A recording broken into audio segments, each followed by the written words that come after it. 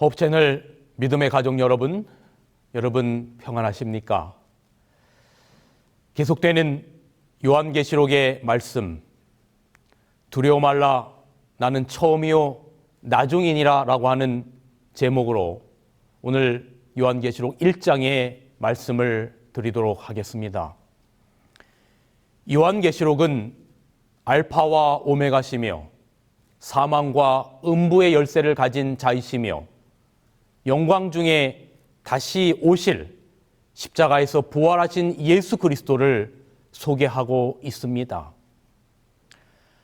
지난 시간 계시록 총론 시간에 공부한 예수 그리스도의 계시라로 시작하는 요한계시록의 주제는 처음부터 끝까지 예수 그리스도이십니다. 계시록의 핵심은 그 어떤 사건도 아니요, 그 어떤 표상도 아니고 계시록의 핵심은 처음부터 끝까지 예수 그리스도이십니다. 요한계시록을 기록한 요한은 그의 책 머리부터 우리들을 예수 그리스도의 면전에 세우고 있으며 시종일관 각 시대의 역사적, 예언적, 교회사적 사건의 중심 인물로서 예수 그리스도를 소개하고 있습니다. 지난 시간에 들은 말씀처럼 그날은 주의 날, 즉 안식일이었습니다. 하나님의 임재의 상징인 나팔소리와 함께 밤모섬에 쓸쓸히 유배되어 있던 요한을 주님께서 찾아오셨습니다. 계시록 1장 10절 주의 날에 내가 성령에 감동하여 내 뒤에서 나는 나팔소리 같은 큰 음성을 들으니, 또 여기 영감이글은 이렇게 기록합니다. 부활하신 구주께서는 안식일에 요한에게 임재하셨다. 60년 만에 보는 예수님입니다. 그렇게 그리웠던 예수님, 요한의 뇌리 가운데 가물가물했던 그 예수님이 요한이 가장 어렵고 힘든 순간에 마침내 밤모섬에 바로 주의 날 그 안식일에 주님께서 나타나신 것입니다. 그런데 요한에게 나타나신 그 예수님은 어떤 모습으로 나타나셨습니까? 요한계시록 1장에 보면 12절에서 20절을 보면 성소의 7 금촛대 사이를 다니시는 대제사장의 모습으로 예수님께서 나타나셨습니다. 계시록 1장 12절 몸을 돌이켜 나더러 말한 음성을 알아보려고 하여 돌이킬 때에 7 금촛대를 보았는데 촛대 사이에 인자 같은 이가 발에 끌리는 옷을 입고 가슴에 금띠를 띠고 그 머리와 털의 희기가 흰 양털 같고 눈 같으며 그의 눈은 불꽃 같고 그의 발은 풀무에 단련한 빛난 주석 같고 그의 음성은 많은 물소리와 같으며 그 오른손에 7 별이 있고 그 입에서 좌우에 날선 검이 나오고 그 얼굴은 해가 힘있게 비치는 것 같더라. 예수께서 이 세상에 계실 때 요한은 그분의 사랑하는 제자였습니다. 예수께서 어떻게 반대를 당하셨으며 어떻게 고통을 당하셨는지를 요한은 누구보다도 잘 알고 있었습니다. 요한은 예수님께서 겟세마네 동산에서 고민하시며 땀이 핏방울처럼 흘러내리는 것을 친히 목격한 사람이었습니다. 그는 예수께서 십자가에 달리시어 마지막 숨을 거두시는 것을 직접 친히 본 제자였습니다. 마지막 순간까지 함께한 제자가 바로 요한이었습니다. 요한이 기억하는 예수님은 고난의 종이었습니다. 요한이 이 땅에서 바라보았던 예수님은 고뇌와 정말로 고통 가운데 신음하는 모습이었습니다. 물론 마지막에 하늘로 승천하시는 그 영광스러운 모습을 보기는 했습니다만 그 승천의 영광도 철저하게 가려진 채 하늘로 올라가셨습니다. 그런데 지금 요한이 밤모섬에서 계시 가운데 보는 그 예수님은 60년 만에 보는 그 예수님은 더 이상 고난의 종이 아니었습니다. 예수님을 두르고 있는 영광이 너무나 장엄하고 휘황찬란하기 때문에 요한은 그 발 앞에 엎드려 죽은 자 같이 되었습니다. 계시록 1장 17절 내가 볼 때에 그 발 앞에 엎드려져 죽은 자 같이 되매라고 기록합니다. 그때였습니다. 옛날과 똑같이 하늘로 승천하시기 전에 만졌던 그 부드러운 오른손이 그 죽은 자 같이 되어서 두려워 떨고 있는 요한의 어깨에 얹어지면서 익숙했던 주님의 음성이 들리는 겁니다. 계시록 1장 17절 그가 오른손을 내게 얹고 가라사대 두려워 말라 나는 처음이요 나중이니 곧 산자라 내가 전에 죽었었노라 볼지어다 이제 세세토록 살아있어 사망과 음부의 열쇠를 가졌노니. 요한은 그 목소리를 잘 알았습니다. 60년이 지났지만 3년 반을 동고동락했던 그분의 음성은 그대로였습니다. 갈릴리 바다에서 풍랑을 만나 죽게 되었을 때 바다를 걸어오시던 그분이 하신 말씀과 같은 말씀이었습니다.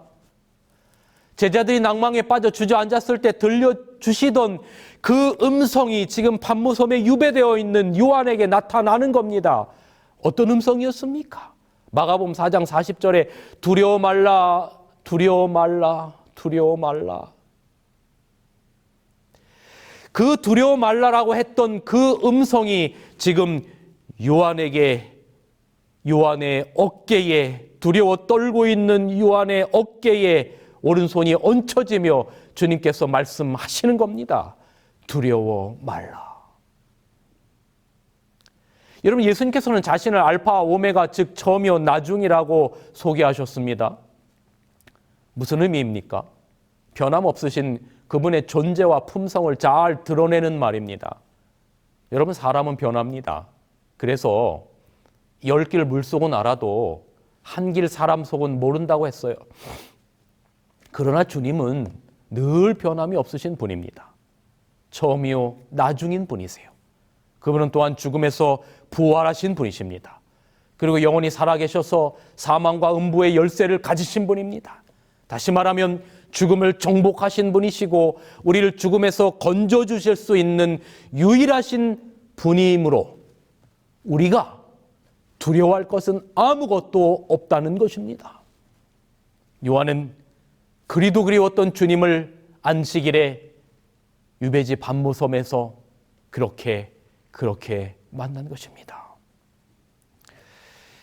그런데 여러분, 우리는 여기서 궁금증이 하나 생깁니다. 왜 요한계시록에서 예수님께서 요한에게 나타나실 때 왜 이 성소에 있는 성물 가운데 왜 7 금촛대 사이를 다니시는 주님의 모습으로 요한에게 나타나셨을까요? 아니, 떡상에도 나타나실 수도 있고 아니면 분향단 가운데 나타나실 수도 있고 아니면 번제단 가운데 나타나실 수도 있고 아니면 물두멍 가운데 나타나실 수 있는데 왜 예수님께서 요한에게 60년 만에 나타나실 때 왜 7 금촛대 사이를 지나다니시는 대제사장의 모습으로 요한에게 나타나셨을까? 여기에는 대단히 중요한 의미가 있습니다. 7 촛대가 무엇인지 오늘 본문 계시록 1장의 마지막 절 20절은 이렇게 설명하고 있습니다. 내 본 것은 내 오른손에 7별의 비밀과 7 금촛대라. 7별은 7 교회의 사자요 7 촛대는 7 교회니라. 7 촛대는 7 교회니라. 그러므로 촛대는 교회인 것입니다. 예수님께서 다니셨던 7 촛대는 바로 소아시아 당시의 7 교회를 표상하는 것이죠. 우리가 이미 잘 아는 것처럼 말입니다. 여러분, 구약에는 그 촛대, 성전 안에 이 성소의 첫 번째 칸에 이 촛대가 있습니다. 그런데 그 촛대 혹은 다른 말로 등대를 어떻게 만들었는지 그 만드는 방법을 출애굽기 25장의 31절부터 이렇게 기록하고 있습니다. 잠시 읽어드립니다. 너는 정금으로 등대를 쳐서 만들되 그 밑판과 줄기와 잔과 꽃받침과 꽃을 한 덩이로 연하게 하고 가지 6을 등대 곁에서 나오게 하되 그 3가지는 이 편에서 나오고 그 3가지는 저편으로 나오게 하며 이 편 가지에서 살구꽃 형상의 잔셋과 꽃받침과 꽃이 있게 하고 저편 가지에도 살구꽃 형상의 잔셋과 꽃받침과 꽃이 있게 하여 등대에서 나온 6가지를 갖게 할지며 등잔 7을 만들어서 그 위에 두어 앞을 비추게 하라. 금으로 이 중앙에 촛대가 올라오고 양쪽에 여러분 사진을 보시는 것처럼 그 3가지들이 이렇게 나와서 7 촛대가 이렇게 만들어졌습니다. 이렇게 만들어진 7 촛대는 어떻게 관리하도록 모세에게 하나님께서 명하셨냐면 이렇게 관리하도록 명하셨습니다. 출애굽기 27장 20절. 너는 또 이스라엘 자손에게 명하여 감나무로 찌어낸 순결한 기름을 등불을 위하여 내게 가져오게 하고 끊이지 말고 등불을 켜되 아론과 그 아들들로 회막안 증거궤 앞 휘장 밖에서 저녁부터 아침까지 항상 여호와 앞에 그 등불을 간검하게 하라. 이는 이스라엘 자손의 대대로 영원한 규례라 그랬어요. 그러므로 대제사장 아론은 환한 새벽이 올 때까지 이 7촛대의 등불을 절대로 꺼트리지 않고 아침까지 타오르게 해야만 했던 겁니다. 출애굽기 30장 7절로 8절도 이렇게 기록합니다. 아론이 아침마다 그 위에 향기로운 향을 사르되 등불을 정리할 때에 살을 찌며 또 저녁에 등불을 켤 때에 살을 찌니 이 향은 너희가 대대로 여호와 앞에 끊지 못할지며 돼 있어요. 여러분, 촛대는 교회를 표상한다고 계시록에 말씀했죠.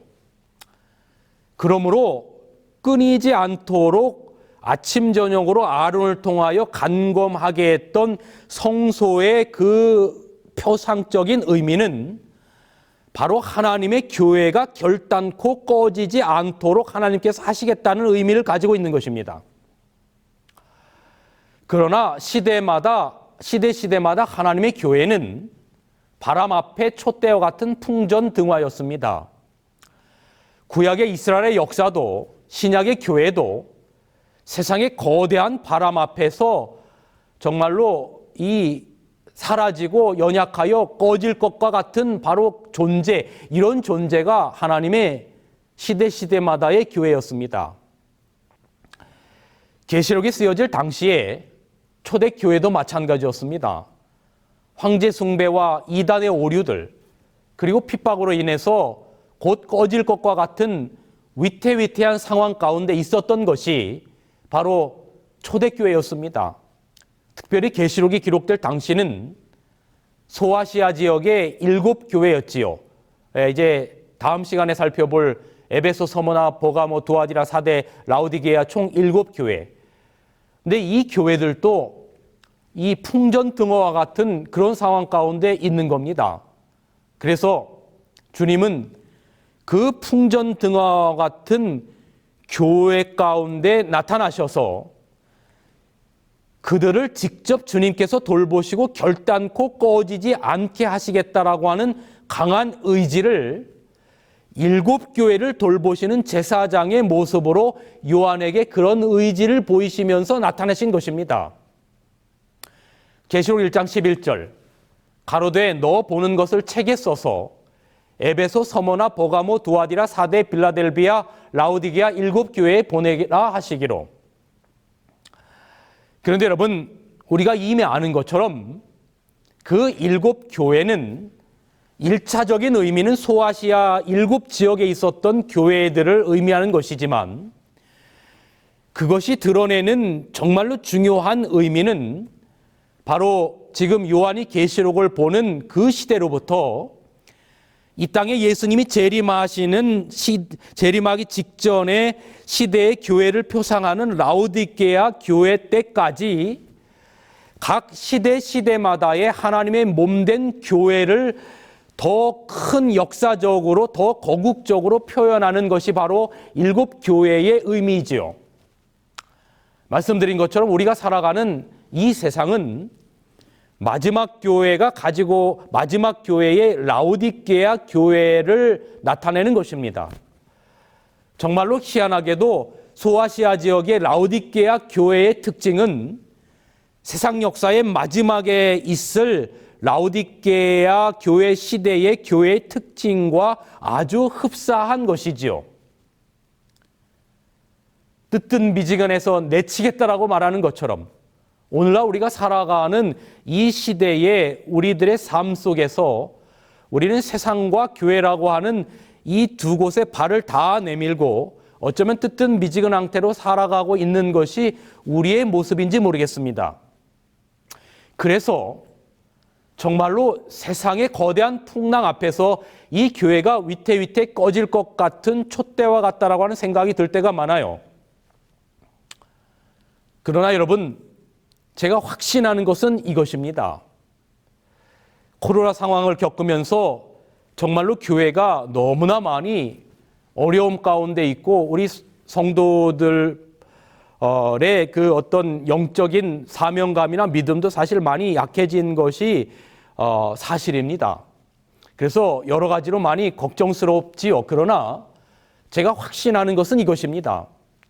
마태복음 12장 20절에 상한 갈대를 꺾지 아니하며 꺼져가는 심지를 끄지 아니하기를 심판하여 이길 때까지 하겠다라고 말하고 있습니다. 다시 말하면 하나님께서 이 교회의 심지를 끄지 않으실 거라는 겁니다. 그리고 마침내 당신의 백성들을 이길 때까지 교회를 돌보실 것이라고 하는 주님의 약속임을 믿는 겁니다. 잠시 말씀드린 것처럼 교회의 미래가 걱정입니다. 강력한 세속주의와 더구나 코로나로 이제는 어쩔 수 없이 많은 것들이 바뀌어 가고 있습니다. 사람의 생각은 교회의 미래를 걱정하지만 그것이 현실이지만 그러나 이 교회의 주인 되신 주님께서는 당신의 충성된 종들을 통하여 하나님의 이 교회를 이어가실 것입니다. 왜냐하면 교회의 머리는 바로 우리 주님이시기 때문에 그렇습니다.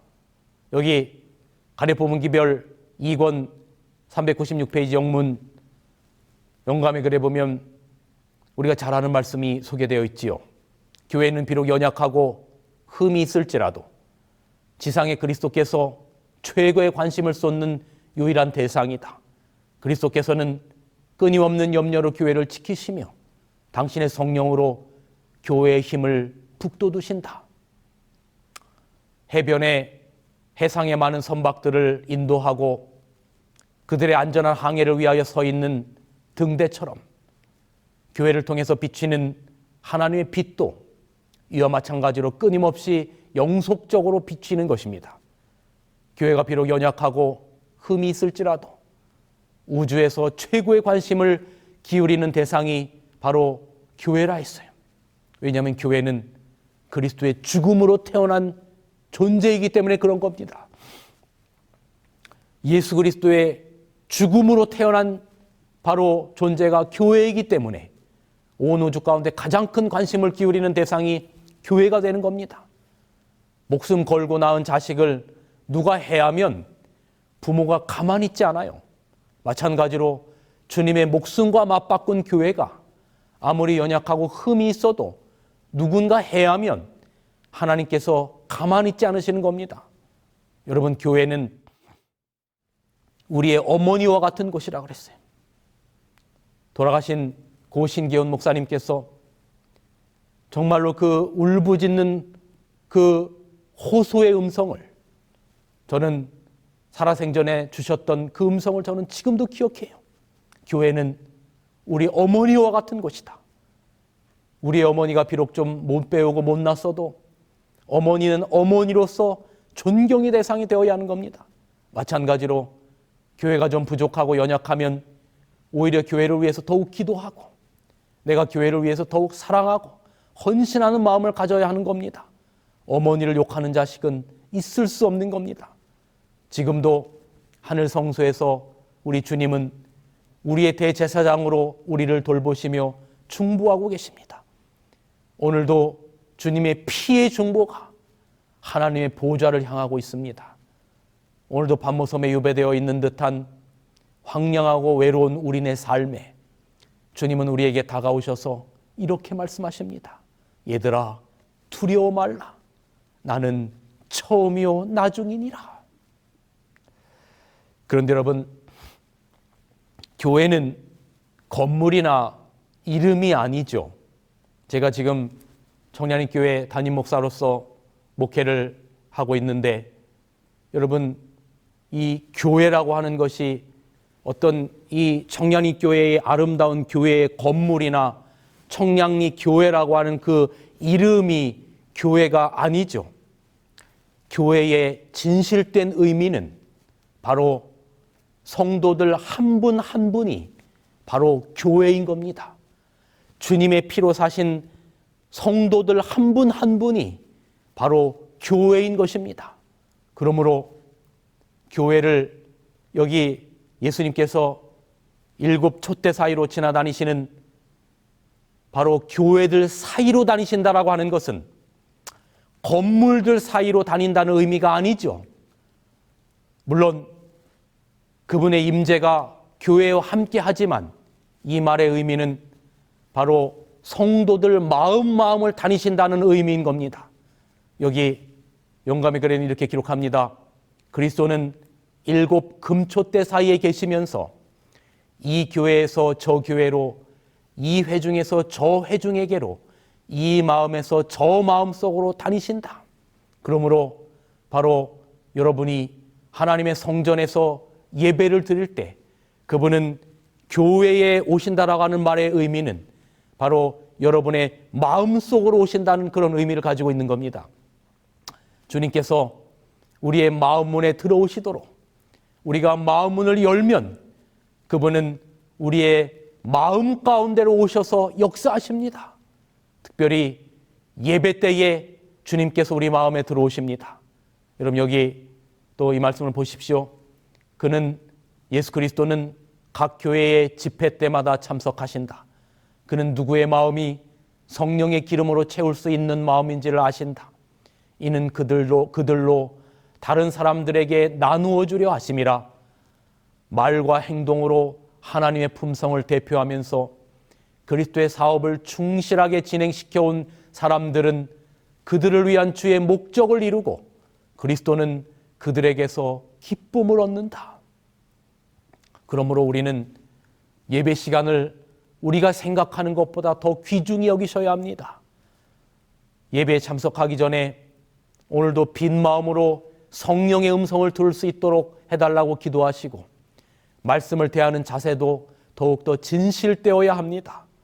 우리 주님께서 바로 예배 가운데 오늘 여러분들이 지금 드리는 이 예배 가운데 참석하시고 여러분의 마음 가운데도 참석하시기를 원하시기 때문에 우리는 예배를 대하는 우리의 태도와 자세는 더욱더 경건해져야 하는 겁니다.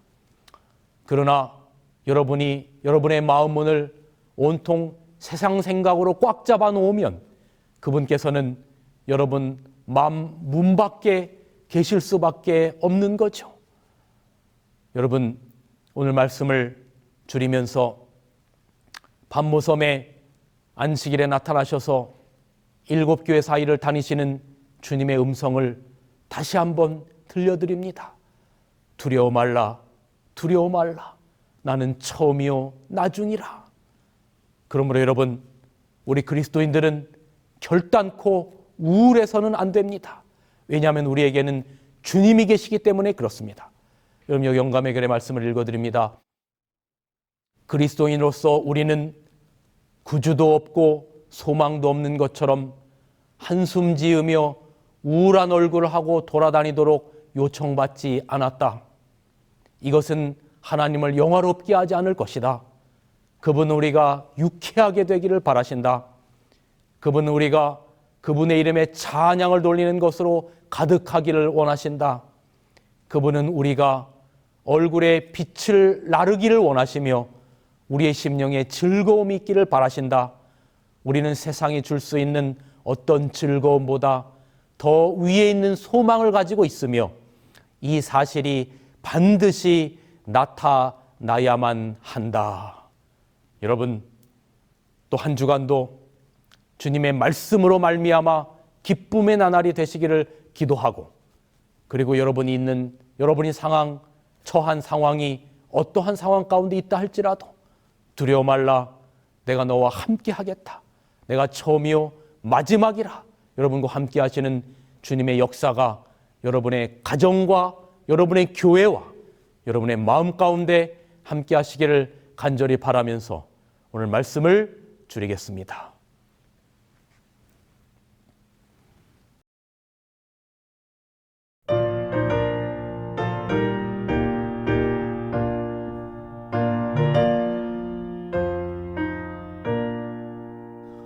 곳에 주를 하는 이들 찬송하고 찬송하세. 마음과 뜻과 힘을 다해 경배 드리세. 주를 알지 못한 이들 곳에 주가 인도하사 그의 피로 구하시니 찬송할지라.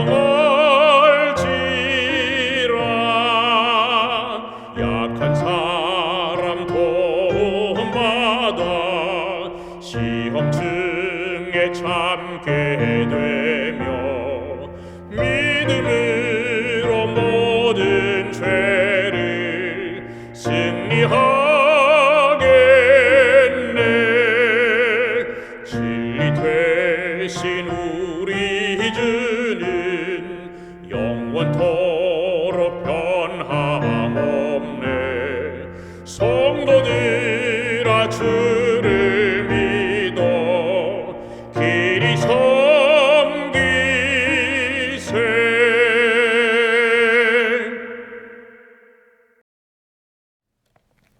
거룩하신 아버지 하나님, 밤무섬에 요한에게 나타나셔서 7 촛대 사이를 지나다시는 모습으로 나타나신 것은 꺼질 것 같고 연약하지만 주님께서 당신의 교회들을 얼마나 세심하고 정성스럽게 돌보신다라고 하는 것을 보여주기 위하여 7 촛대 사이를 다니시는 주님의 모습으로 나타나셨습니다.